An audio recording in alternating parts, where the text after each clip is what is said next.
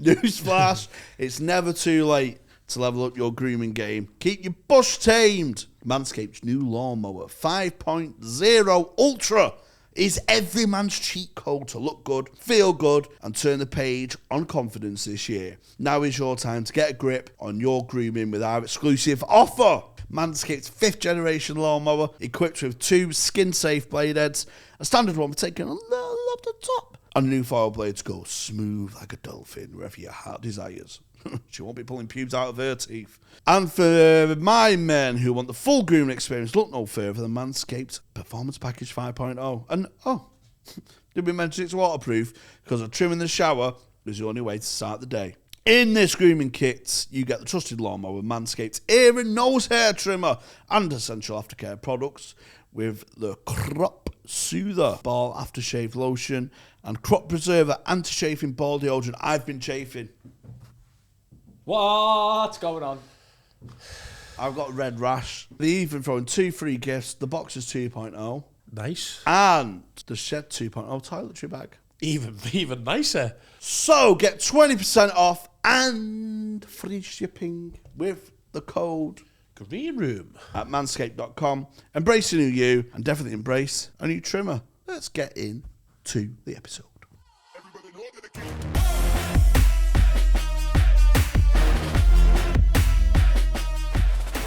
Send some stuff to people and they'll wear it. That looks good, you know. Does it? You like finger from Recess? Yeah. The fat one. It's not going to be Gretchen, is it? Welcome to this week's episode. Go on, do your intro. Hello everyone, welcome back to the episode of Hot Water's Green Room podcast with me, Tony Carroll. Yes, very special guest, Mr. Adam Rowe. If you don't know him, then that's very strange. I'm here to hopefully get the people who don't already know me. That's why I'm here. You know what I mean? That's just scrape that barrel. Those fucking freaks, mate. How are we? Yeah, good, mate. Did you have a lock on yesterday?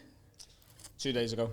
I was going to say, you look alright. I actually woke up suspiciously alright because we were chinning like pints and shots. You know that, like the Jag Coffee Patron, what's it, like Casamel or whatever. Yeah. So we got a few bottles of that in and we were just like, we were on it. Like we were all like, let's just get blitzed, apart from Barry Dodds. So because it was Halloween, we got Barry Dodds to come in and we were like, we'll do 3 sections, prepare 3 ghost stories for us. So, and like you can tell us the ghost stories and we'll like discuss them on the lock-in. Yeah. But like we're all fucking, we're all done in. Just Carl's going. Barry's halfway through it. But I'm into it. Yeah, do you know what I mean? I was into like ghosts and stuff when I was a kid. And Carl was literally like blathered. You know, Carl gets like blathered like 3 times a year. This was one of his big ones, and towards the end he's just going, fucking shut up, Barry. No, it didn't happen, did it, Barry? Like just I just love Barry Mealo. Just like a little lamb there, innit? Yeah. Do you know what I mean? And he can, like, he's so into it. And like, obviously you've got to understand, if you're a grown man, like a fully grown man, like who's into ghosts, everyone takes the piss out of you, don't they? Yeah, you're not. Because like, even like, I believe a bit. Do you? Yeah. Like, I believe there's something. Yeah. Because like, once I was in my Auntie Carol's and I could feel like my mum was on the arm of the couch watching me. I didn't see anything or hear anything, but I got like a feeling my ma was just on the arm of the couch. This is after she died? Yeah. Oh, yeah, she wasn't just sitting on the couch. I believe in ghosts now, Mum. Right? I don't know. So I believe a little bit, but I still take the piss because he's fucking all in. Yeah, do you know what I mean? Yeah. So even if people like who believe a bit are taking the piss out of you, and then you've got people like Carl who don't believe at all, they're ripping on you. He's sick of it. Yeah, because you think, why am I just turning up here? People taking a piss out of me. You know what I mean? He sat there. Like we had 2 girls turn up to do our makeup. So like he got his makeup done for over an hour he's dressed as Dracula, drinking. For Carl to scream in his face. Stop chatting shit, Barry. Shut up, Barry. Yeah, shut up, Barry. Come up from Nottingham. Left Carl's the greatest lad. That picture just come up. You sent me last night, didn't you? But that just come up again on my timeline of we were at a Halloween party, me, Adam and Carl, like 10 parts, longer, wasn't it? Or 15 years ago. ago, something. Yeah, it's got to be at least like 12, like, yeah. Yeah, mate, funny. I don't know what. I'm a truck driver, I think. I think I went as, and I used to own a trucker. A zombie truck driver, yeah. Zombie truck driver. I'm a pimp. You're a pimp, and Carl. You can put it like on the Oh, yeah, I'll see the picture, yeah. And Carl's. Carl's, what's it called? What's it called off the film? Maverick. And Andrew Kearney's there as former US President Richard Nixon. Look at the boys, mate.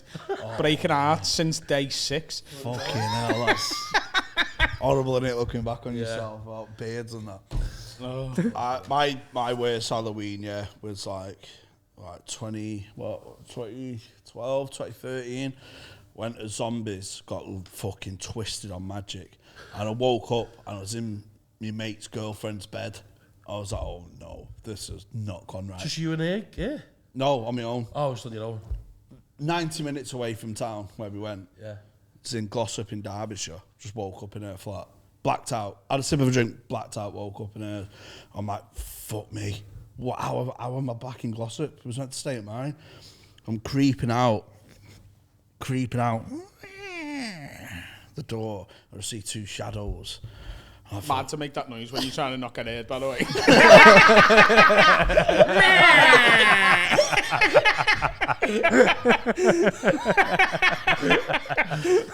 And just my mate, his birds on the sofa, went, oh, yes, lad, you all right, we survived. I went, survived what? I went, oh, we went back to mine. Broke into my house with a key. I know it sounds weird, but it was like, he parked his car at my house to sleep at my house. Right. And we went, where are we going to sleep? So we went, oh, I've got a key to mine. We'll break into mine, get your car keys and drive home. That was our logic, and we drove home fucking off our barnet. Fucking hell. Yeah. Morally reprehensible, that. Oh, fucking... All been there. I've told the story before about the Halloween, but the worst Halloween I had when I dressed up as the Hulk and got called Shrek all night. I've got to be honest, though. I love you, right? You're a heartbreaker. But you must have, had... there must have been some point where you were in the mirror putting that green face paint on where you were like... I swear down, I thought I would look like the Hulk, lad. Gotta be a point where you were like... I hope you don't think I look like Shrek. I swear down, Shrek didn't come across me once. Until I was heckled in the street. Hey, look, there's Shrek. Did you think you'd smash that lad's bed? What? When you woke up in his bird's bed? Do you remember when because the only reason I asked, this is dead funny, I don't know whether you remember this, I don't know whether you know this, right? Yeah. A couple of years ago, I was seeing this girl called Jess. We've only seen each other for 2 months. Didn't ever really go anywhere. She's dead sound. And we're in Teddy's one night, and we're all fucking bingoed, right? And it was when you were still living in Manchester. In the end, we had to have a whip around and get you the taxi back to Manchester. That's happened more than one occasion. Right? You were literally, you fucking, the pre-tour. Like a newborn baby trying to keep the head up. You're just fucking absolutely Jamie Hutchinson going like this. And she's trying to be sound. So she goes and gets a pint of water. And she brings it over and she's going, Jamie, come on, love, open your mouth. And you went, not seeing the water, just went, we can't, Adam's right there. Fuck, she was trying to shag it. In Teddy's. We can't. No. Adam's right there. Wait till he turns around. He's like... No. He's right there. He's looking at us. He's like, come on, love. You are not yourself when you're that fucked up, are you? You are gone, lad. I've gone. What are you fucking talking about? That is who he is. This is a break from that. I heard he had to walk you home last week. He did, yeah. He did. You two are both bad, though, lad. I've seen you just take a piss in the middle of a bar, thinking it's the bugs. That is not true. It was into a jug. So, yeah, I pissed into the jug, yeah. I can't get like that. I wish I could. That's why I keep trying, I think. I think we have the same mentality of, let's just say yeah and see what happens. Yeah, I live for just the story. Yeah. What's going to make the better story in 5 years' time? Oh, let's get a taxi home at 11:30. Fuck that. 7 a.m. on the bus. That was a funny night in Newcastle. It all started off with an innocent pina colada. We broke 2 relationships up out till 4 in the morning. Oh, yeah. I don't reckon them lads are with those birds anymore. No chance. They hated us. Do you know what happened with the fella? He told us. He told me the story on a pod the next day, I think it was, 40 days. Yeah. The funniest bit of all, I don't know how you told the story. He didn't tell me what the fella was saying until after, because he didn't want to discuss about it, but... Yeah, Obviously, it's a bit heavy in it, so. It was a bit heavy, but I've got to tell you that just for the little image of it. Yeah. So, like, we get back to the bar. Jenny Collier, who was on the bill with us, she goes, I'm just going to bed. So we were having one, you're having one pint, a little fucking... So I went, you have one, and he goes, go on, we'll have one. We go to the bar, and I went, I'll have a pint of Peroni, please. Love, what do you want, Jane? He goes, can I have a pina colada? And my head falls off straight away. I'm like, you're having a nightcap full of milk? Like, what are we doing here? Do you know what I mean? So I'm like, yeah, get whatever you like, sound. But I get me pint and go, right, I'm going to go and sit down. You can wait for your pina colada, right? Yeah. I'm sat there, and I'm just on my phone. And then I just hear, so behind me, there's like this Geordie couple, and then this Cockney fella like talking to them. And the Geordie couple are just like talking. He's like, oh, what have you been doing today? And they're like, oh, we went and watched the fucking Newcastle-Everton game. And they're talking about that. And the woman says something like, oh, I don't mind Everton. I quite like Everton. I think they've had like a similar sort of thing with us and Scousers and whatever. And the Cockney fella goes, no, I hate all of them. I don't mind Everton as much, but I hate all Scousers. But I'm telling you, Liverpool fans. And he goes, I tell you what I hate about them. Hillsborough, that was them, and they've blamed everyone but themselves. And I had half a second where I thought, what do I do here? Because initially I only tuned in because like I heard this fella about to slag off Scousers, and I thought he was going to go like, Scousers are thieves or whatever. And I was just in a jokey way going to turn around and go, hey lad, you never know who sat on the next table, and just like put the shits up him a little bit. But when he said that, I just thought, and I ran at him. And I was fucking screaming at him. I'm going, you stupid cunt. You do not know who sat on the next table. My granddad was there. You've got no idea what it's been like I'm giving him everything you can fucking think of about like what's gone on post that tragedy. And then this other Scouser comes over who's in the corner. It's always another one somewhere, isn't he? But there was a Scouse, there was like 3 families, so like 3 birds, 3 lads, and they're with their kids in this hotel, and I'm screaming and calling this I'm saying, I'll fucking punch your head in, you soft, like I've lost it, do you know what I mean? And this fella comes over and goes, hey, mate, calm down, fucking calm down now, I've got my kids there, and you're swearing and everything, cunt, you're screaming that, and there's kids in the corner, and I went, do you know what he's just said? And he goes, no, what's going on? And I told him, and he went, nah, yeah, go on, lad, fucking lamping. And as I'm screaming, the staff then come over, and they're going, right, you both need to calm down. Like we're not having this in the hotel. You'll be asked to leave. And I was like, well, I'm fucking staying here. I'm not leaving anywhere, am I? I was like, and do you know what? So I'm now explaining to this woman, and they go, right, just sit down. So I sit down, and he's still looking at me. But I was like, lad, I'll fucking go for you, do you know what I mean? Yeah. If he wasn't, like, he was... I reckon late 50s, early 60s. Yeah. If he was like 40s, I'd just do you know what I mean? But like I was like, I don't want to be the guy who's punched some old fella's head in, like and lost his rag. So I sort of kept me cool a little bit. But as I'm fucking like raging and screaming and shouting, I just have a moment where I go, and I look over at the bar, and he stood there with a straw in his mouth for a pina colada. He's just watching like that. Just, like the Kermit meme with the tea. It's like, it's none of my business, that. Fucking hell. Kick it off here. I'm not supposed to be pina colada. It was a good night, that. Well, then he made us go out. Do you know what I mean? Like that. You did? No, that happening meant I was like, no, I've earned another pint now. Because I'm not going to bed then with fucking adrenaline through the roof higher, so I was like, I'll have another pint. Because your first one was just to get rid of the adrenaline, do you know what I mean? So it's not a relaxing pint, is it? So well, listen, this pina colada is rather Moorish. So, gas on. And then because he was on the cocktails, I was like, well, I should be on the cocktails as well. So after I'd had like 2 or 3 pints, I went on to old fashions. Yeah. And once I'm on old fashions, it's just, it's the night's in the bin, innit? Yeah. Ruin me boots. Yeah. And then you just went to karaoke, didn't you? Was it karaoke or? Yeah, it's like a Dirty Mojos, is it called? Dirty something? Uncle Joe's.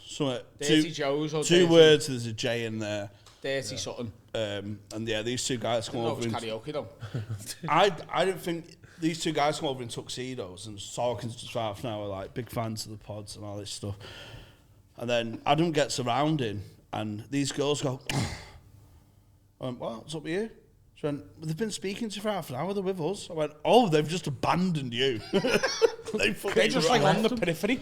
So like these lads have come over and they look like they're at this like ball. They like look like a pair of fucking magicians, right? And they come over and they're like, "Oh my god, I see you in the toilet, lad." Like, "Oh, like, what are you doing?" I'm like, "Oh, we're gonna show." I was like, "Oh my god!" And it's like Christmas for these two kids. They're like in their early 20s or whatever, and obviously they must see every clip that we put out, news put out, and they're just like, "Oh my god, how the fuck's this happening?" And look, like we're not celebrities, are we? But like. To that generation, this is how they watch stuff now. It's crazy, so like that, like imagine like if we were like in our early 20s and two people you're seeing like every week on like Soccer AM or something, whatever we watched loads of at the time, be like, are we having a few bevies with these? So like they're with us, and at one point these two girls come up and go and sit by like one of the bollards. You know, like when a bollard's got like a table like built into it and like stools by it. So they sit by that, and I see the lads like look over at them. And I was like, oh, they've obviously been flirting with these two girls earlier in the night or whatever. I get around it and they literally go like, oh! And he goes, what's the matter? And they go, well, you're just like talking to our fella, like, what about us? And I was like, just want a bevy? I was like, I'm fucking not that guy. Like, I'll get you as a bevy. They're like, no, we want to go home. And then the two lads are just like, we are not going home. Left a bit. So we're like, we're only having one. He went, nah, fuck. He went, you want to go home? Fucking go home then. So she storms off and we're like, is he going to follow her or what? I'd follow if I were you. Jamie was like that, look. Yeah. Hey, I would put the love in. Pina colada, 2 straws. But like at one point, like his missus was quite clearly a fucking nightmare. And she'll be watching this now. But like, she was going, oh, Uber's saying there's no taxis, I can't get a taxi. And I was like, well, I've got one.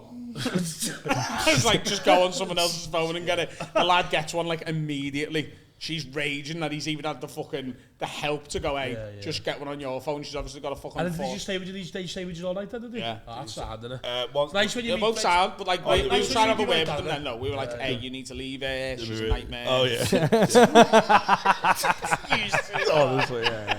I went, you're a man or a mouse? You're a man or a mouse, lad? We were just like, you can't put up with that for the rest of your life. The woman like, was... I couldn't even stand there for 20 minutes, you know what I mean? The woman was slagging us off. So, what did you do anyway? She went, well, he said, I'm a comedian, and Adam's my agent. Is that what he said? Right. And then, in the end, so I'm just acting all, like, too big to talk. So I went, can you sort this? I'm not meant to be, like, I don't speak to people. Can you sort this? And she went, I've cracked it. He's the comedian, because you're not funny. Fuck off. Yeah. He's like, you're the agent, aren't you? Class that. Imagine putting your career in my hands, that'd be fucking funny. Fucking hell, I have. Yeah, I was going to say, what do you mean? Say that. Say that, please. You make it back in the bars next week, man. Did you miss the bar work at all? No. I did do it first, just the social aspect and like, and just like working with the same people who like your friends, family, kind of the family thing. But after like 3 months, like, you just get forgetting about. Yeah. And you just move on. You got a different circle now. You know what I mean? Like.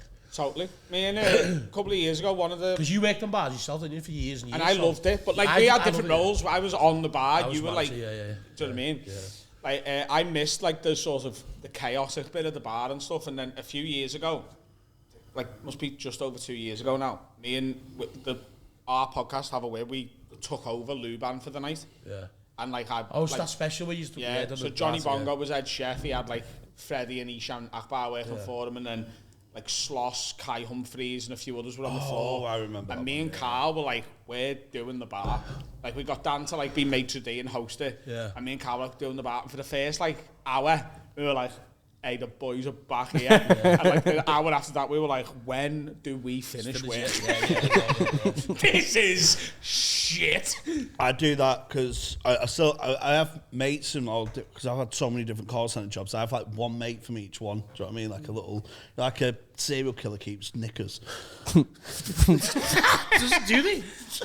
No, do you know what I mean? No, the serial killer keeps like a trophy. Yeah, knickers. I do get it. Yeah. I keep one mate from each. Are they your trophies? Call centre, and you reminisce about, oh, do you know what? I'd love, just for a laugh, just to do 8 hours back at Direct Line. Really? And I know for a fact after 2 calls, I'd go, fuck this. off. Yeah. I worked in a call centre for 2 weeks. I was there. But it was one of those fucking, hey, we've heard you've had a car accident once. Yeah. Oh, like cold calling. Cold. Yeah. So I was on the dole for like a month. Right, my dad made me go. So it was, I'd been doing comedy for long enough that I was getting the odd paid gig. But not enough to... But also, I was having to take unpaid gigs that were clashing with me bar shifts. So, like, it was when I worked for the company that you... Yeah. For Sean and that. Yeah, because they were sound with you, wasn't he? They were great, but then they got to a point where I went in to get my wages and they were like, Ad, we don't want to be pricks about it, but you haven't been on time for any of your last, like, 4-week shifts. You're always half an hour, 20 minutes late. And, like... We get it. It's like I was going to do like the Laugh In Chester, and then getting like I'm meant to be in work at 11. I'm getting there at 25 past or whatever. And I was like, oh, I've had a gig, and they were like, we can't let you get away with it because we wouldn't let any other staff get away with it, and we don't really know what to do, mate. And I was like, I'm just gonna have to go. I'm just gonna have to like leave. So I left it, and eventually I got like a stopgap where I was like on the days in the beer cellar, but there was a little gap there where I wasn't earning enough. Do you know what I mean? And my dad was like, you have got to go to the job centre, like, and find a way to get a day job. Because, like, I was just giving my dad keep, and he couldn't afford to, pay for an adult son. He's, like, fucked as well. So, I'm in, like, the job centre, and I fucking hated it. The fucking goblins and the way they speak to you and the way they treat you and, like, the like level of like detail that they'll go, oh, where have you handed the CV in this week? And you're like, oh, I'll put a CV into Greg's. And they're like, what was the name of the woman you gave the CV to? Like, why the fuck would I have asked that? Like what do you... So it's a proper broken system, that, isn't it? Like, they treat everyone like horrible. you're a scumbag and all that, when people could fucking just be made redundant or something and worked all their life for, you know what I mean? Absolutely. And the people working there, like, let's be honest for a minute. They're not curing cancer. No. Who are you to have any sort of attitude with me? They're just glasses. With your fucking, like, string attached to your glasses so they don't fall off your neck, you fat old cunt. Like, I could do this all day, you know. Like, I can pitch, I could draw this woman for you. I can't draw, and I could draw this woman for you right now, and you would be able to identify her on the police lineup. She was, she's burnt into my head in the way she speak to me, and she'd spit when she spoke worse than I do, and, like... death smell, and she's like, so where have you handed it? It drove me insane. So she goes, well, I don't think you've been doing enough. And I was like, well, I'll do whatever you want me to do. So tell me what I've got to do this week to make you happy, and I'll fucking do it. And she's like, right, you've got to do this course, and at the end of this course, you get a job at this call centre. And I was like, class. The course was like 9 a.m. till 4 p.m, and you did a week of that, and it was literally teaching you how to go, hey, is your husband dead? Do you want some dough for it? Yeah. Like, and I hated it and I resented it straight away. And we did a week of it, and after a week, like, we'd got like 3 cases, and like the bosses were like, class this, let's all go to the pub. So they finished us early on the Friday, and we were all like, this is, like, we're doing horrible work, but it's a sound sort of, like, it sound like they're treating us all right after what we're doing. And then the week after, I just hated it because I rang one number and a woman answered it, and she was like, yeah, the accident was yesterday. And I was like, right. She was like, and I lost my husband. And I literally was just like, oh, I'm really sorry, I don't know what to do here. And I just put the phone down and spoke to the fella. And I was like, mate, what? Like, she's upset. I don't know. I hate this. And he's like, yeah, no, we understand that happens. And I was just like, I've got to fucking leave here, like, as soon as possible. And that was on the Thursday. Why did it shook you that bad? Like, yeah, you thought, yeah? Because it's disgusting. It's fucking ambulance chasing, do you know what I mean? And, like, morally, I would never have been there. But, like, you're told by the fucking dole, hey, you can still look for another job, but we will not give you anything if you don't do this while you're looking. So, like, you're fucked, do you know what I mean? The people are backed into doing shit like that. But I literally went home that night and said to my dad, I'm not going back. And, I'll do whatever you want for me to, like, like, I was paying my dad, like, 50 quid a week or something. I was like, Dad, I will get 200 quid worth of gigs every month. Yeah. And if I have to give you it monthly or every 3 weeks, like, you're just going to have to put up with it because I'm not fucking doing it anymore. We got a text on the Friday morning saying, no one needs to come into work, then you'll still be paid. And then on the Saturday, we got told the company had been completely shut down because they bought all the data illegally. Fucking hell. So, illegal data, mate. Yeah. They're back in the days, mate. But you talk about job centre, yeah, and that horrible woman. I fell in love with my job centre coach to the point Job centre coach is that what they're called? Where I actively failed interviews so I could keep seeing her. She was fucking Gina from Openshaw. Fucking hell, man. Thought it could have been, mate. Ships in the night. She was fucking beautiful. How old was she? She was 27 when I was about 23, 24. She's gorgeous, yeah. Good looking girl. It's just like, when you're in year 9 and you're like, I've seen that arse in year 11. I went to an all-boys school, so... Same. So, yeah. Seems random. But yeah, I used to fancy teachers in school who weren't fit. But just because it's a woman, you was just fucking steaming. Oh, lad, I'll be honest with you, so our school was all boys school until sixth form, but then in sixth form... I went to an all boys school, but it's not the same one. It's around the corner from me. Literally around the corner, yeah. But in sixth form, it was mixed. I went to your sixth form now, didn't I? For 2 weeks. Yeah, for 2 weeks. But there was girls in the sixth form, and because they were the first girls we'd seen in 6 years in school, everyone was like, have you seen her over there? Oh my God, that is the most beautiful girl we've ever seen. You look back now, and my lord, this Gina, that was, this Gina, all a mirage. A good tip for job centre dollars. My very good friend, Fionn, the Vulture Forest, he had the admin page on Twitter for a cricket club, and I woke up, when you've got to go to a job thing to get your credit, universal credit and that, but you get it off if you have a job interview. So I went, lad, jump on Twitter and just send me just confirming the interview today, so I could screenshot it and send it. Yeah, that's all you need to do. Just make fake pages and fake emails, mate. It's a piece of piss. What about Gina? Oh, Gina, man. I'll see if I've got any emails if I get a surname. No, because I'll just be interested to see how she turned out. If I'm romanticising it, because in my head, I used to wank to scenarios I built up where I get a job in the job centre, she gets me a job in the job centre as a photocopier. Do you know what I mean? I'm yeah. I love that even in your fantasies, you're still just the photocopier. It's you don't even let yourself dream of being an area manager or something. You're just still fucking the fucking copy Gina. Boy. I know you could be anything in your head, and you're like, I'll do that. I know I'm not meant to, but I've done them colour. I've charged it to my card. Oh. Oh no, that's a brand, isn't it? Needs to do something about that door. Yeah. That sounds like Jamie walking indoors. Hey, look at that! Give me this little call back. Hey, and you don't want to be a comedian. What have I told you?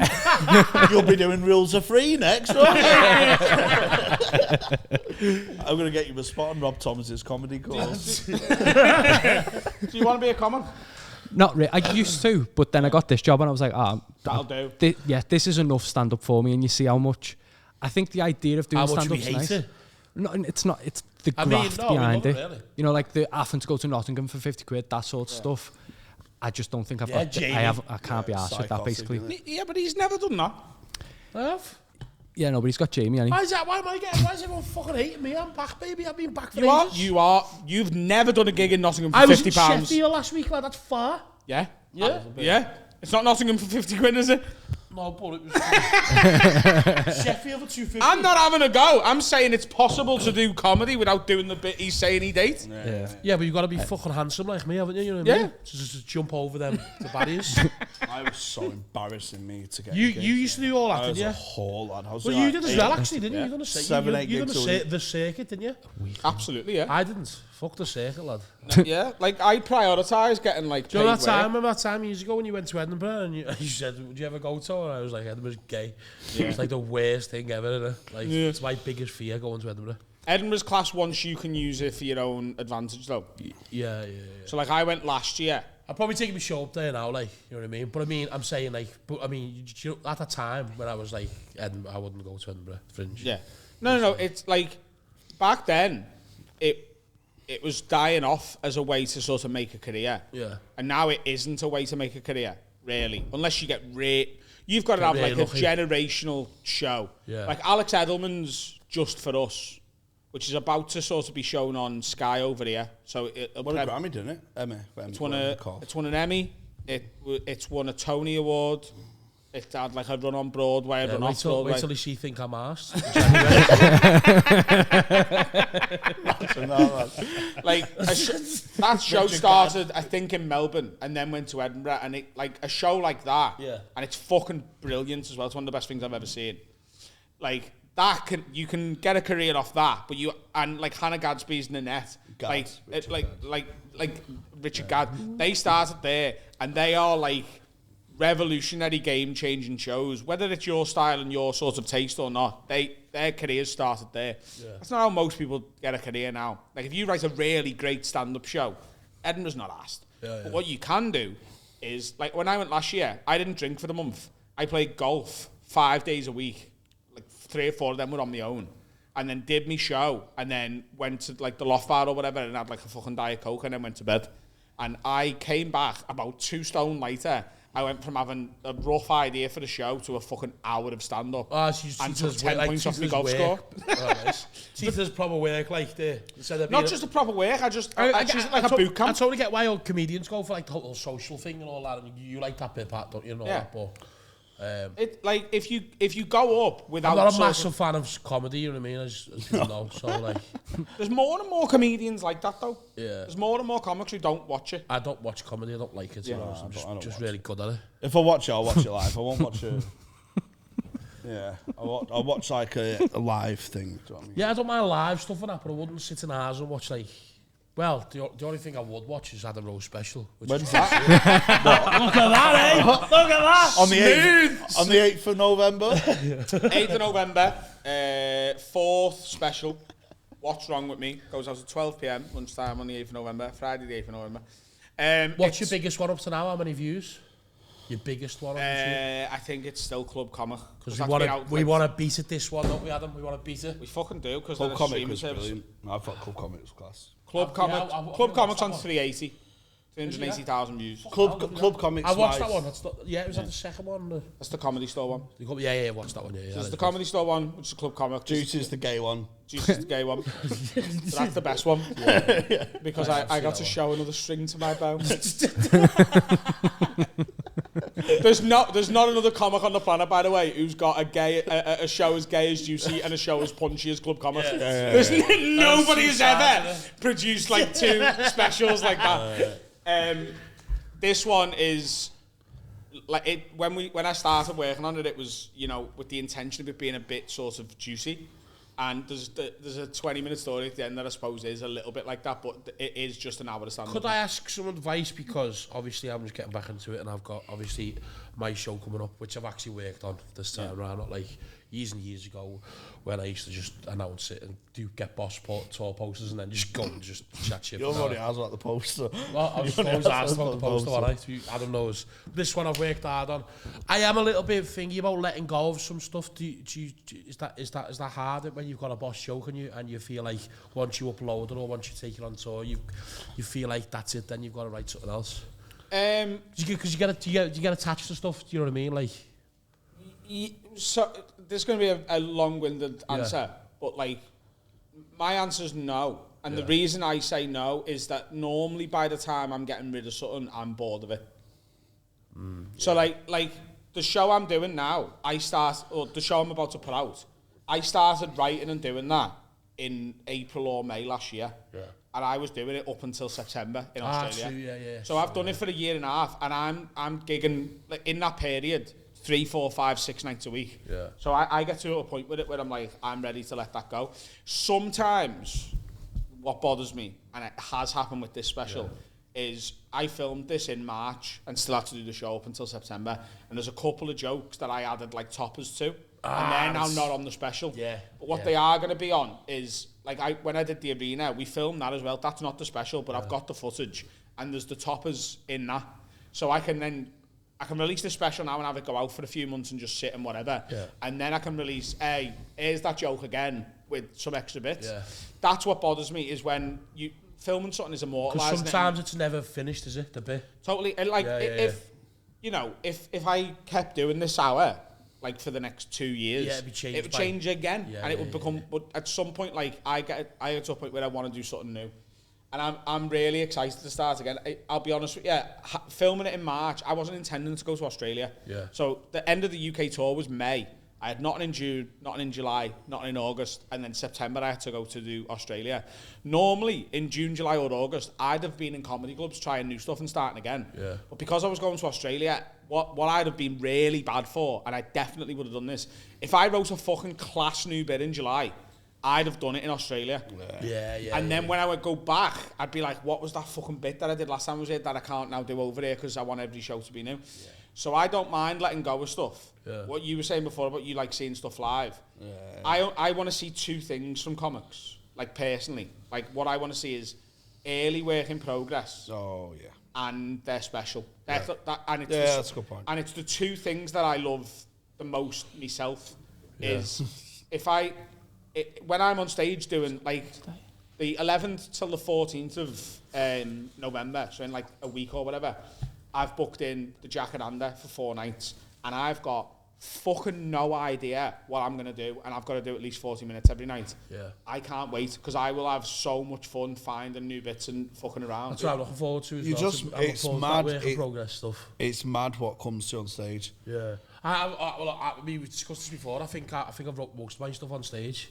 If you give me the time on stage, I think like that's where it just comes to me where I'm not really want to sit down and write something down. You know totally, and I've said that for years, right? That I don't write stuff down. And then I started working on Juicy. I started working with Alfie Brown as my director, and he also directed this one.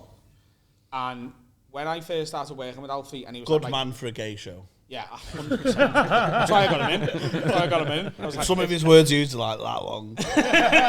Man. I was like, he was like, right, let's get your notes out and we'll go through it all. And I was like, what notes? I haven't written anything notes. down. You London comic cunt. Notes on. Like, with my quill. And he was like, it drove him insane working with me initially because he was like, what are you talking about? Yeah. And then I started writing stuff down, and only when I was working with him around him, I still like when I'm going on, I'm mainly doing it in my head. But when I actually do a day's work with him and you write stuff out, it does help. It does help. And it's finding a dance partner, isn't it? It's finding that dance partner, I think. Yeah. Definitely.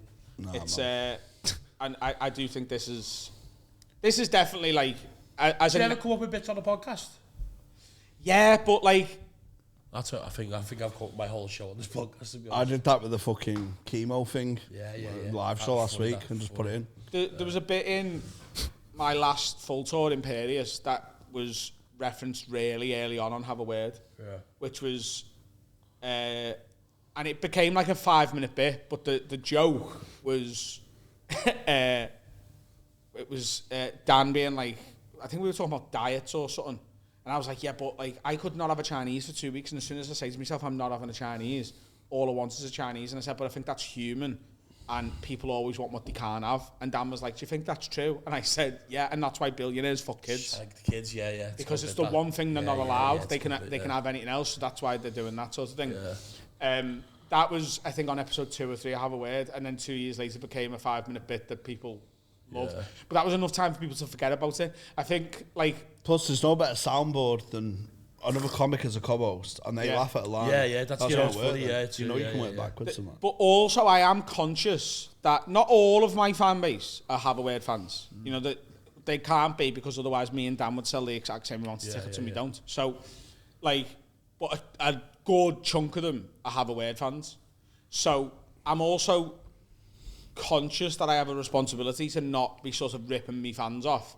And if we've done like a good, like really funny bit on the podcast where we're all laughing and then that clip goes out and does 200,000 views and whatever, if I then do that again as a stand-up bit, they might all be really like, oh, that you done that on the pod. I think I might have to rewrite this show. My mum is alive. That is something I'm going to do for this next show, though, is revisit old stuff. Yeah. So, like, my first ever hour that I took to Edinburgh was a bit shit. and it was about me mum dying and her drinking and like my relationship with my dad and with her and like what. Oh, that sounds so Edinburgh as well. It was. It was shit. You waited 5 years. Shit. You waited 5 years. You'd have a Perrier. But I think I'm gonna look at doing that show. Not do the show again, but doing the stories from that show again. Yeah. Because, you know, I did it in a 60-seater in Edinburgh and we sold about half the tickets. So even if, like, maybe 700 people have seen that show. Yeah. And, you know, a lot of them were just fucking Hungarian tourists who were just a bit like, well, we didn't really get it, but here's the fiver. Was that your first Edinburgh? Was that Big Value, was it? First full run that I did was just Big Value. Yeah. I hosted What was the accommodation like there? Do you know the story? What? Do you know the story? Oh, man, you've never asked a question like that. I'm just an idiot. So what was the accommodation like? Oh, I see. Do you know this story? No, I don't. Man, oh this my is fucking hilarious. So, when you're doing Edinburgh, you normally know by January whether you're going. February at the absolute latest, right? So, come the middle of February, everyone's got their accommodation boxed. Everyone's sorted, right? First time I went up, I'd done the Big Value auditions doing sets, and they were like, we'll take you next year, but you just missed out for this year. And I was like, yeah, no worries. It got to May, and the fella, Joe, who used to book it, rang me, and he goes, do you compare? And I was like, why? And he goes, because I've had a compare drop out, and all the compares we've seen were a bit shit, and I just think, like, we'd rather have you if you do compare regularly. Yeah. Do you compare regularly? And I went, fucking right I do. I was doing it like twice a year. They call me the meerkat. So I'm like, yeah, sound. And he goes, right, well, you've got it. You're hosting the lunchtime show every day. So I go, absolutely sound, right? So then I'm looking around for accommodation, and there's fucking none. So I had this brainwave. I was like, I'll go on Rightmove and find someone looking to rent a room permanently and say, hey, I'll give you 20% on top of what you're asking to just put that post back from the end of July to the end of August, and I'll have it for a month. You can have, like, let's say you're after 700, I'll give you 850. Yeah. And you get a bit more, and it worked. So I got in touch with this fella, 2-bedroom flat, just like by the pubic triangle, just at the grass market. And he's listed himself as like, I'm in my late 40s, I work in the city, I've got a family home outside the city, but because of the commute time, I often just spend time in this flat. So I'll be there quite a lot, and with it being the festival, like, my family will also be coming in a few times to see some shows and stuff, but that's the living situation, it's a spare room and whatever. So I'm like, I'll take it, pay him the dough, and I get there. And the second I meet him, I just know that he's a bit of a gimp, and he's also going to be like, you know, like strict, like he's me owl fella, right? It felt like I was living with like an uncle, do you know? Yeah. So I get there, and I arrive on the Wednesday, right? And so there's loads of like launch parties that night, and the Thursdays when the shows start. So on the Wednesday, I meet him, and he's a bit like, yes, so this is your room, and yes, so do this, don't do this, that. Like, I would prefer if you don't do that. And I'm just like, oh, this fella's going to be a nightmare. Yeah. So it's the Just the Tonic launch party, and it's a free bar, and I go and get absolutely fucking done in, right? And I'm trying to get home. I go for a piss on the other side of a bush at one point, and I'm just pissing, like, facing out from the bush, and then I'm so drunk that I open my eyes, and I'm actually in the middle of a dual carriageway, so I've got my knob out just looking at the traffic. I'm like, I'm struggling to sort of, I'm hammered, right? And I sort of black out. But I wake up, and I'm in the bed, and I'm like, sound, I've got home. Got home. I don't know how I've done that. Got home. Got me show. 12:30, go and do that. Freddie Quinn meets me there. Just what you need. And he was doing one of the later Big Values, but he goes, I stayed in the hotel last night and they've kicked me out at 11 this morning. My accommodation doesn't kick in till today. And he goes, what are you doing now? I was like, I'm just going to go back to my flat that I'm staying in. And he goes, can I come with you and just charge my phone until I can check in? I can't check in for another hour or two or whatever it was. So I was like, yeah, come out. We go up, right? And yeah, let's say that's the living room, yeah. My phone. So there's a couch here and a couch here and the doors here and the telly's in that corner. So you can imagine it. You walk in, you can see the telly and there's two couches. So I'm sat here and Freddie's sat like next to the window over there and he's just charging his phone, right? So we're just there. I think we were watching fucking highlights of a match of the day or something like, you know what I mean? BBC iPlayer. Something's on the telly. We're just there doing nothing. And the front door, he nearly takes the door off his own fucking hinges, like fucking slams it. And I go, Jesus Christ. So this fella comes in the room and he's just, like, he glances at Freddie and then just fucking looks at me. He's going, right. He goes, right, we got to discuss last night. I know you've got a friend here, but we're discussing it right now. And I go, his name's Justin. So I go, all right, Justin, mate, like, I don't really know. I don't really remember getting in. He goes, I bet you don't. I bet you don't remember getting in. You're lucky I was awake to let you in because you woke me up. I don't know what you'd done with the key. I noticed this morning that it was on the landing, but you couldn't find that last night. So you got into the building and you didn't even knock. I just heard someone singing "You'll Never Walk Alone." Right? So I go, what? He goes, yeah, I'm in bed and I've got work this morning, you know, and I just hear someone singing "You'll Never Walk Alone," that football song. So I'm like, Adam's from Liverpool. That can't be him, can it? On night one, right? So I'm like, oh my God. He goes, no, I'm not finished. So I come to the front door and I open it, and you're at the front door, and your jeans around your ankles, and you're just leaning against the door. You nearly fell in when I opened the door, and you were very, very grateful for me letting you in. You said thank you and all that, but that's not the point. I've got neighbours. They don't want to hear football songs at 3 o'clock in the morning. This is ridiculous. And I go, oh, mate, I'm so sorry. I'm really, really sorry. And he goes, I'm not finished. Okay? He goes, I've gone straight to bed and thought I'll deal with you tomorrow. So I hear you bumbling around, but I'm like, I'm just going to leave it. I don't want to cause trouble. I don't want it to be a fight while you're that inebriated. And I was like, mate, I'm so sorry. Just let me apologize. He goes, I'm not finished. Okay? He goes, go and have a look in the fridge. Right? I go, I don't want to go and look in the fridge, mate. Tell me. He goes, I'd made a chicken curry for myself for work today. You've had all of that. You very kindly left me the rice. But you've had all of the curry. All of the curry. And you're lucky that, you know, I could buy myself some lunch for work today. But some people can't, can they? I'd made myself that. I'd thought ahead and you've had all of it. I go, oh, mate, I'm so sorry. He goes, I'm not finished. Stop interrupting me, right? I'm not finished. He goes, you've took a bite out of a block of Parmesan cheese. I don't know whether you thought it was chicken or something, but you've obviously took one bite and put it straight back. That's disgusting. A bite out of... It's just... I'm so sorry. He goes, I'm not finished. Look, I popped in today. You've obviously had a shower. You've used the wrong towel. That's my towel, by the way. That's disgusting, because I'd used that yesterday. And at that point, I felt a bit sick. You know what I mean?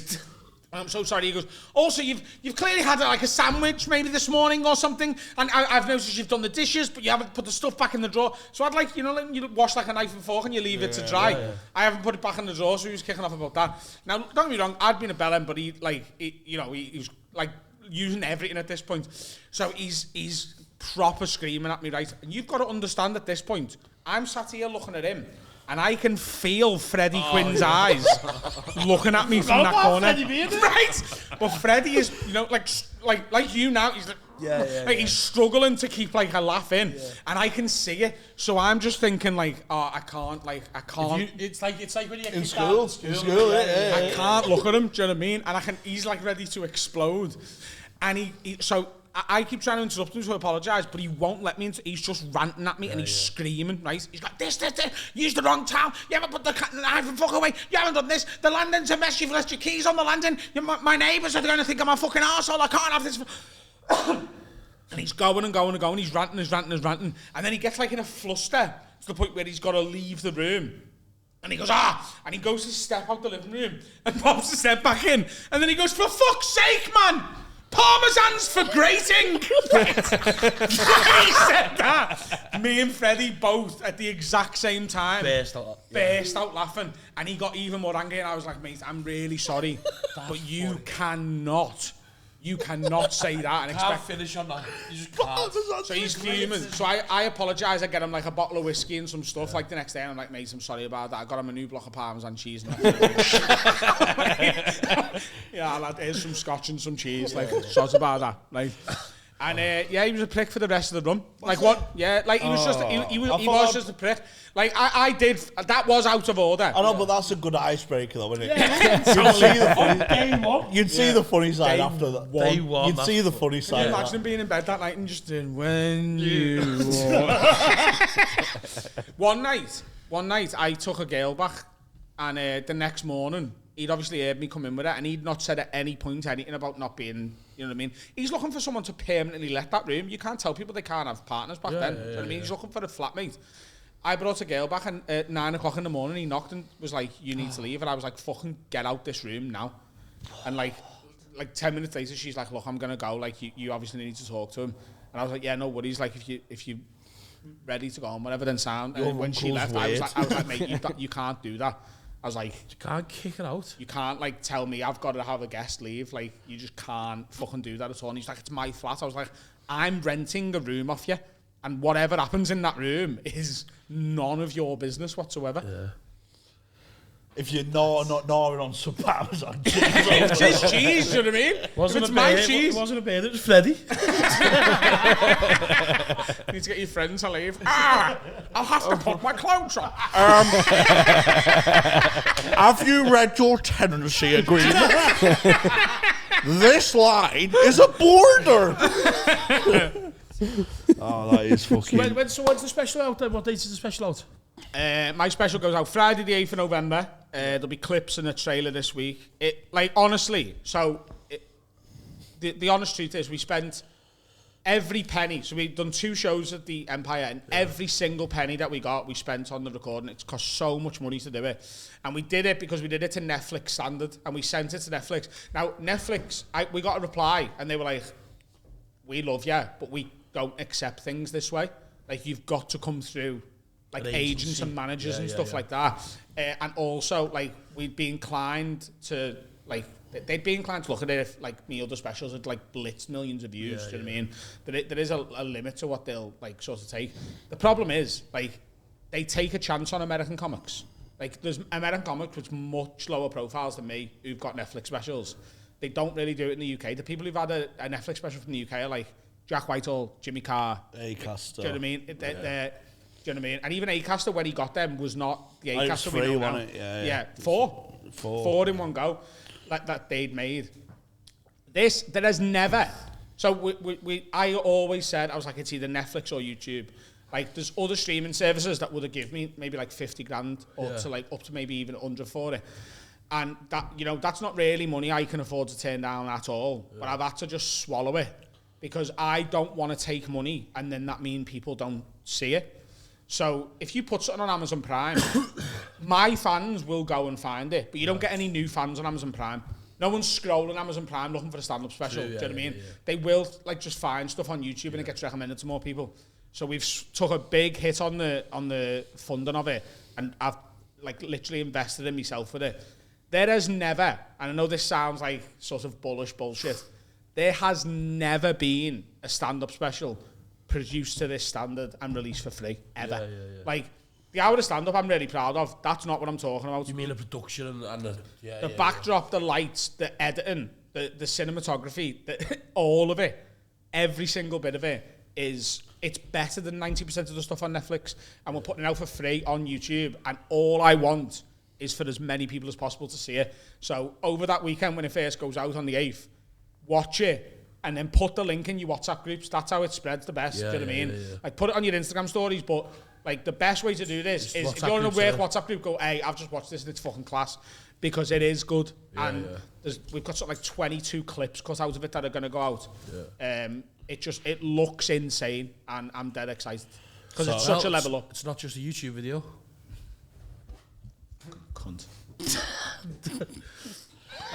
Or you could just turn it off and watch Corrie, but that's gone downhill. Rat. Go and check that out. I'm going to be Britain's first Hulu comic. I'm going to Britain's first Hulu comic. Yeah, I'm going all in on Hulu. Hey, they're doing well though. Have you seen the fucking lineup they've got? They've stole loads of Netflix comics. Have they? Like Bill Burr's new special goes out on Hulu. All right, Daily Motions. It's all in 12 parts on grainy images. Hulu are trying to be the new like stand-up Comedy hosts. stuff. Oh, sound. All right. Chris Stefano, Bill Burr, Jessica Kirsten, like there's loads of them. You won't catch me there. No, let's see see us me live, baby. Live. Think I'm asked. Tickets, January 25. HotWaterComedyClub.co.uk. 2,000 have been sold now. Look at that. Who would have thought? Let's get it to free, baby. And he's not even a real comic. No. He's never been on Corrie or had.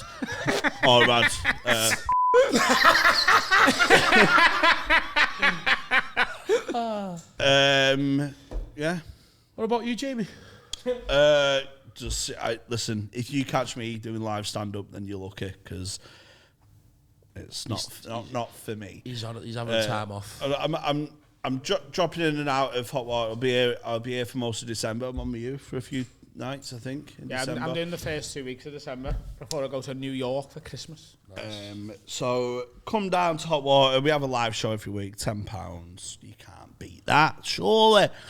We have a Patreon. You have 2 bonus episodes each week. That's just £3 a month, and you get a 7-day free trial. So why don't you try it for free and then stay for life? Hopefully, that's at patreon.com. But if you're looking for something to do New Year's Eve, I'm a Hot Water Comedy, baby. Come on down, join me. I'm actually about to announce a New Year's Eve party, so come to that instead. Do both. Do both, yeah. Maybe our event goes from 6 till 2. Oh. So, sorry. Looks like I won't be at the party. But I'll be in the whiskey bar with Binty. Asking for more weekends. No, come on. Bye.